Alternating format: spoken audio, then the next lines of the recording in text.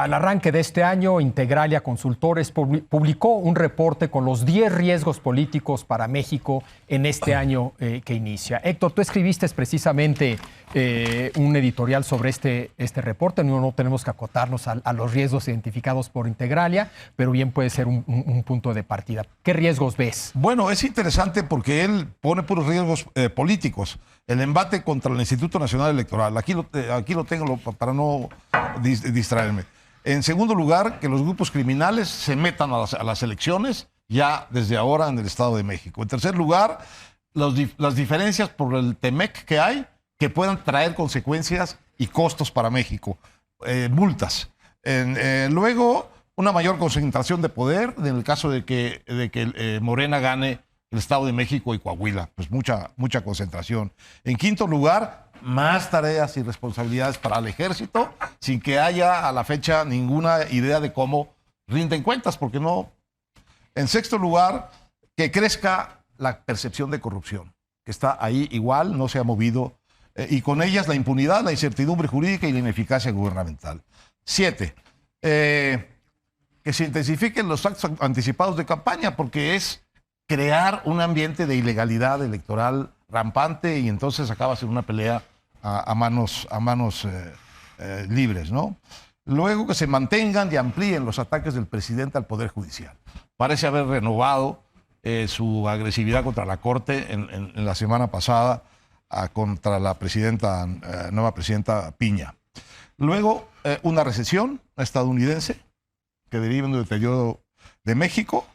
Y luego un riesgo por la vulnerabilidad de las finanzas públicas, en el sentido que hay muchos gastos, no hay ingresos, se están reducidos los ingresos y el horizonte del gobierno es multiplicar el dinero que se da a los programas sociales. Esos son los 10 identificados por Integralia. Sí. Jorge. Mira, siempre con este ejercicio que el Ugalde hace muy bien, y que otros también hacen, del riesgo político o riesgo a secas, el dilema es saber qué probabilidad tiene cada uno de ellos, porque hay un riesgo de que pase. Integralia se la da, por cierto. Digo, con una escala bajo, medio, alta. Entonces, creo que muy alto. Es importante eso, porque yo creo que todos esos existen, pero algunos son más probables que otros. Por ejemplo, el tema de la vulnerabilidad de las finanzas públicas este año, pues no parece reflejarse ni en el tipo de cambio, ni en los spreads para el papel mexicano, ni en una serie de indicadores, ni motivos para pensar este año, el 23 nada más, por ejemplo, ¿no? En cambio, algunos otros, por controversia en la elección del Estado de México por involucramiento del narco, por violaciones constantes de la legislación electoral, por la candidata de Morena, por Delfina, pues parecen ser bastante probables. Lo que es más, en su caso, ya lo hizo, entonces pues no hay ninguna razón para suponer que no lo vuelva a hacer, pues es lo suyo, pues es lo que hace en la vida. Entonces yo creo que hay que ver entre los distintos peligros. Por ejemplo, lo del TEMEC, bueno, yo creo que en efecto existe el riesgo de que se vayan al panel y que eso genere una gran incertidumbre, pero mi impresión es que no va a haber panel. Exacto, yo también.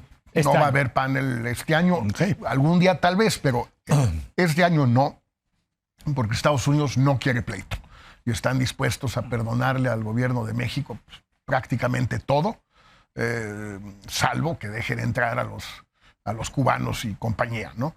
Entonces, yo creo que ahí hay esos elementos. Siempre hay lo imprevisible en estos ejercicios, que por definición de que todo esto suceda. Yo agregaría un elemento que tengo la impresión que no estaba, que son las tensiones posibles y las consecuencias de las tensiones y de las patadas debajo de la mesa entre los aspirantes a la candidatura de Morena a la presidencia de la República. Yo creo que los trancazos entre la jefa de gobierno y el secretario de Relaciones Exteriores se van a poner de a peso, ya están de a peso y se van a poner de a mucho más que de a peso. De a dólar. De a dólar, de a euro. Yo creo que de criptomoneda.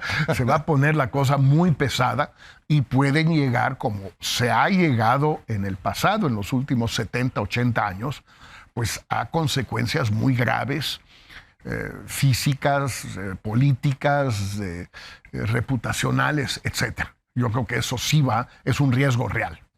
En mi caso, cuando leí la lista de Integralia, que creo que es una consultora muy buena, la gente que ahí trabaja es gente de primera, creo que hacen en efecto un gran trabajo, pero mi reacción cuando leí la lista, dije, caray, esto se resume a que el riesgo político de México se llama López Obrador, ¿no? O sea, todo, excepto una de las 10, el riesgo tiene que ver con López Obrador, el gobierno, la 4T. Dije, bueno, uno podrá estar de acuerdo, no estar de acuerdo, más, menos de acuerdo, en algunas cosas sí, en otras cosas no, pero las leí y dije, caray, voy a tratar de hacer una lista que no sea una lista de que el riesgo es López Obrador, ¿no? Y son cosas donde el gobierno obviamente está involucrado, pero no necesariamente es el único factor y a veces no está involucrado. Entonces ahí les va mi lista de cosas. Polarización. Yo sí creo, ya sé que el gobierno aquí está involucrado, pero creo que estamos involucrados todos. Es decir, una creciente polarización en México que genera cada vez menor diálogo o que hace cada vez más difícil el diálogo, que va poco a poco convirtiendo al rival en enemigo, que desaparece el mínimo de buena fe necesario para que funcione un sistema político, etc. Polarización. El deterioro del sistema de partidos. Creo que el PAN está en problemas, creo que el PRI está en problemas, creo que Morena está en problemas, el Verde no es un partido político desde mi punto de vista. Creo que el único que tal vez no está tan en problemado es Movimiento Ciudadano, aunque el resto de los partidos lo ven como el problema, dado la estrategia. Bueno, pero es el 5%. O sea, el 5%. Sí, además, nuestro sistema de partidos rumbo a una elección presidencial está en serios problemas. Eso a mí, dado que yo creo que somos una democracia representativa y debemos seguir siendo una democracia representativa, se me hace gravísimo ese deterioro. Que salgan mal las elecciones en el Estado de México. Y voy a dejarlo así de vago. Que salgan mal. ¿Por qué? No sé. Que salgan mal, ¿no? Y ese antecedente, una vez más, rumbo a 2024, me preocupa. Que salgan mal en cualquier sentido, digamos. Sí. Que haya un post porque López Obrador, violento, eso puede ser un factor, ¿no? Sí. Pero pueden haber otros factores. Puede ser el crimen organizado, muchos posibles factores. Otro que ya mencionó Jorge, que tengo en mi lista, es que el proceso de designación de candidatos rumbo a 2024 salga mal. Yo ahí agrego no solamente dentro de Morena, sino también en la oposición. Que eso México, se descomponga de alguna manera. Bueno, esto que sí tiene Integralia, que es el crimen organizado. El otro que yo tengo aquí, de esto tal vez hablaremos en el siguiente segmento, es en el inicio del proceso electoral en Estados Unidos rumbo a 2021. Yo creo que va a ser un relajo espantoso, tanto del lado republicano como demócrata, que le pegará a México, la probabilidad de que salgan escándalos a luz. Yo ahorita creo que es el momento en esta lucha dentro de Morena, pero también en la oposición, buscando acomodos, buscando candidatos, de que salgan escándalos para golpear a candidatos. Entonces va a haber más escándalos que antes. Y dependiendo del tipo de escándalo, eso también puede generar mucho ruido. Migración.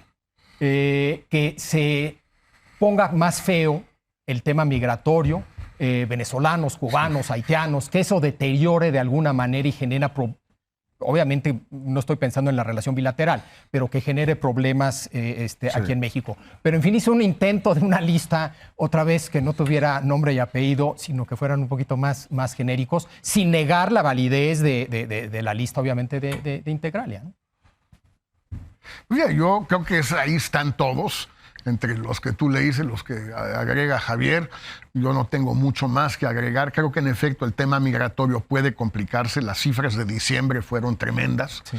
Otra vez, más que noviembre, más que el diciembre del año pasado. La cifra que dejamos en la mesa aquí el otro día es de 2.5 millones de migrantes reconocidos, detenidos por la autoridad fronteriza. Exacto.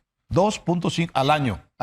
En el año, el ejercicio, digamos, a 30 de septiembre. Pero octubre, noviembre y diciembre la cosa siguió.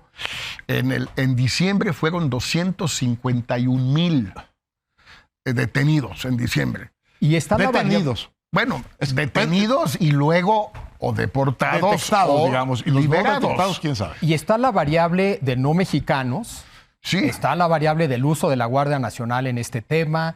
O sea, es un Me parece que es un contexto cada vez más riesgo muy complejo. No es la complicado. vieja historia Sí. de la Y migración. Y quién sabe qué efectos va a tener, pero no puede. Tiene la gran ventaja, ese elemento de riesgo, que en México a nadie le importa.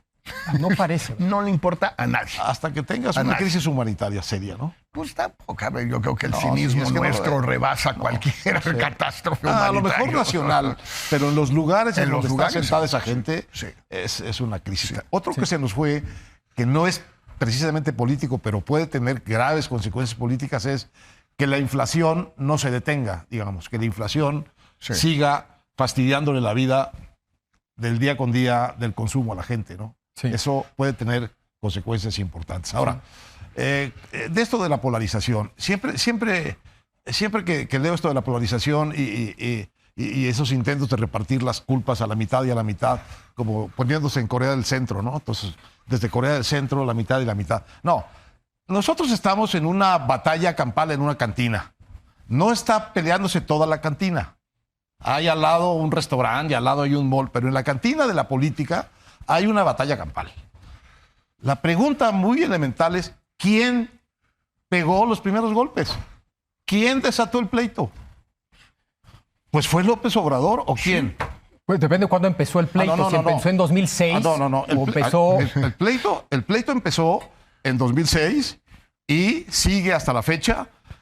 Y Luis Carlos Ugalde tiene muy buenas razones para poner el acento en el comportamiento de López Obrador, porque él se quemó seriamente con ese jocoque en el 2006. Si uno revisa cuál fue la causa eficiente de la crisis del 2006, fue una y otra vez el candidato López Obrador inventándose el fraude. Está documentado cada uno de los pasos que dio de inventar el fraude, de buscar la mala fe, de tratar de engañar, de tratar de evitar que tomara posesión. Es decir, la conducta activa deteriorante de la situación fue la del candidato de por el bien de todos, primero los pobres. Esto es un hecho histórico. Pero también Entonces, está... la batalla en la cantina del 2006 la empezó López Obrador. Y la batalla en la cantina del 2018 al 2000, donde estamos, la ha empezado López Obrador. Yo te diría que... Pues eso yo creo que me parece que Yo estoy totalmente de acuerdo, pero bueno, sé Porque que está el discurso previo muchos no. al contexto electoral que describiste de un peligro para México, que es en la campaña. Porque el señor llega, la primera decisión que toma es destruir un aeropuerto. Y luego... Antes de 2006. Es decir, un discurso de un peligro para México que es previo a todo esto. Bueno, mi pregunta es que mi postura, yo no sé quién tiene la culpa. Lo que sí sé es que si quieres detener la creciente polarización, no hay que empezar con quien empezó, sino cómo detienes esto. Y creo yo que la mejor manera de detener esto es no buscar un culpable. No. Tienen que dejar, los que se están peleando, tienen que dejar de tirar golpes. Pero tienen que dejar los dos de tirar golpes. De acuerdo. Pero no son golpes simétricos. Y no son golpes Pero simétricos. yo no digo, pero ¿para qué? Es que yo nunca he argumentado que son golpes simétricos. Es que es muy importante. Yo nunca he dicho que Es son muy golpes importante. Ustedes siempre dicen que tú son golpes no, simétricos. pero él sí. Entonces, tú no, pero López sí. López todos los días dice que tiene derecho de réplica, como si él y Héctor tuvieran el mismo... exacto. De acuerdo. Pues no es cierto. Pero la no pregunta es falso. cómo reaccionar ante la polarización. El hecho de que el presidente reaccione de una cierta manera no significa que tenemos que reaccionar de esa manera. es que no importa cómo reacciones. Si no es plegándote, la golpiza sigue. Sigue. Sí, no para. Sigue. No para. Entonces no queda más que...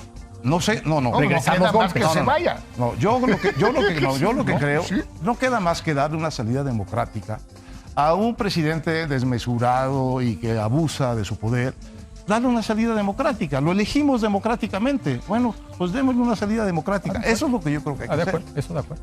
Eso es todo. De acuerdo.